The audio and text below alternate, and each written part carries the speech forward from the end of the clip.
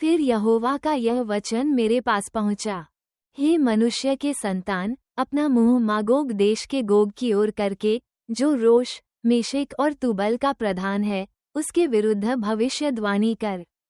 और यह कह, हे गोग, हे रोश, मेशेक और तुबल के प्रधान, परमेश्वर यहोवा यों कहता है, देख, मैं तेरे विरुद्ध हूँ। मैं तुझे घुमा ले आऊंगा और तेरे जबड़ों में आंकड़े डालकर तुझे निकालूंगा, और तेरी सारी सेना को भी, अर्थात घोड़ों और सवारों को, जो सब के सब कवच पहने हुए एक बड़ी भीड़ हैं, जो फ्री और ढाल लिए हुए सब के सब तलवार चलाने वाले होंगे। और उनके संग फारस, कूश और पूत को, जो सब के सब ढाल लिए और टोप लगाए होंगे। और गोमेर और उसके सारे दलों को, और उत्तर दिशा के दूर दूर देशों के तोगरमा के घराने और उसके सारे दलों को निकालूंगा। तेरे संग बहुत से देशों के लोग होंगे।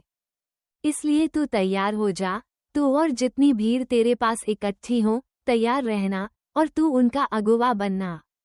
बहुत दिनों के बीतने पर तेरी सुधि ली जाएगी, और अंत के वर्षों में तू उस देश में आएगा, जो तलवार के वश से छूटा हुआ होगा, और जिसके निवासी बहुत सी जातियों में से इकट्ठे होंगे। अर्थात तू इस्राएल के पहाड़ों पर आएगा, जो निरंतर उजाड़ रहे हैं, परंतु वे देश देश के लोगों के वश से छुड़ाए जाकर सब के सब निडर रहेंगे। तू चढ़ाई करेगा, और आंधी की नाई आएगा, और अपने सारे दलों और बहुत देशों के लोगों समेत मेघ के समान देश पर छा जाएगा। परमेश्वर यहोवा यों कहता है, उस दिन तेरे मन में ऐसी ऐसी बातें आएंगी कि तू एक बुरी युक्ति भी निकालेगा। और तू कहेगा कि मैं बिन शहरपनाह के गांवों के देश पर चढ़ाई करूंगा। मैं उन लोगों के पास जाऊंगा जो चैन से निडर रहते हैं, जो सब के सब बिना शहरपनाह और बिना बेड़ों और पल्लों के बसे हुए हैं, ताकि छीन कर तू उन्हें लूटे और अपना हाथ उन खंडहरों पर बढ़ाए जो फिर बसाए गए, और उन लोगों के विरुद्ध फेरे जो जातियों में से इकट्ठे हुए थे और पृथ्वी की नाभि पर बसे हुए धोर और संपत्ति रखते हैं। शबा और ददान के लोग और तशींश के व्यापारी अपने देश के सब जवान सिन्हों समेत तुझ से कहेंगे, क्या तू लूटने को आता है? क्या तूने धन छीनने, सोना चांदी उठाने, धोर और संपत्ति ले जाने और बड़ी लूट अपना लेने को अपनी भीड़ इकट्ठी की है? इस कारण, हे मनुष्य के संतान, भविष्यद्वाणी करके गोग से कह, परमेश्वर यहोवा यों कहता है, जिस समय मेरी प्रजा इस्राएल निडर बसी रहेगी, क्या तुझे इसका समाचार न मिलेगा?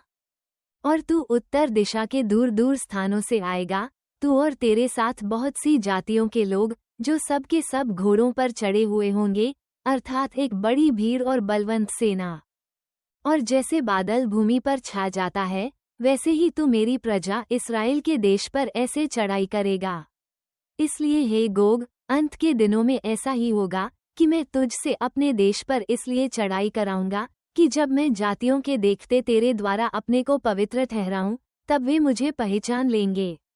परमेश्वर यहोवा यों कहता है, क्या तू वही नहीं जिसकी चर्चा मैंने प्राचीन काल में अपने दासों के, अर्थात इस्राएल के उन भविष्यद्वक्ताओं द्वारा की थी, जो उन दिनों में वर्षों तक ये भविष्यद्वाणी करते गए कि यहोवा गोग से इस्राएलियों पर चढ़ाई कराएगा? और जिस दिन इस्राएल के देश पर गोग चढ़ाई करेगा, उसी दिन मेरी जलजलाहट मेरे मुख से प्रकट होगी, परमेश्वर यहोवा की यही वाणी है। और मैंने जलजलाहट और क्रोध की आग में कहा कि नी संदेह उस दिन इस्राएल के देश में बड़ा भूइंडोल होगा। और मेरे दर्शन से समुद्र की मछलियां और आकाश के पक्षी, मैदान के पशु और भूमि पर जितने जीव जंतु रेंगते हैं, और भूमि के ऊपर जितने मनुष्य रहते हैं, सब कांप उठेंगे, और पहाड़ गिराए जाएंगे, और चराइयां नाश होंगी, और सब भीतें गिरकर मिट्टी में मिल जाएंगी। परमेश्वर यहोवा की यह वाणी है कि मैं उसके विरुद्ध तलवार चलाने के लिए अपने सब पहाड़ों को पुकारूंगा, और हर एक की तलवार उसके भाई के विरुद्ध उठेगी। और मैं मरी और खून के द्वारा उससे मुकद्दमा लड़ूंगा, और उस पर और उसके दलों पर और उन बहुत सी जातियों पर जो उसके पास होंगी, मैं बड़ी झड़ी लगाऊंगा, और ओले और आग और गंधक बरसाऊंगा। इस प्रकार मैं अपने को महान और पवित्र ठहराऊंगा, और बहुत सी जातियों के सामने अपने को प्रकट करूंगा। तब वे जान लेंगी कि मैं यहोवा हूँ।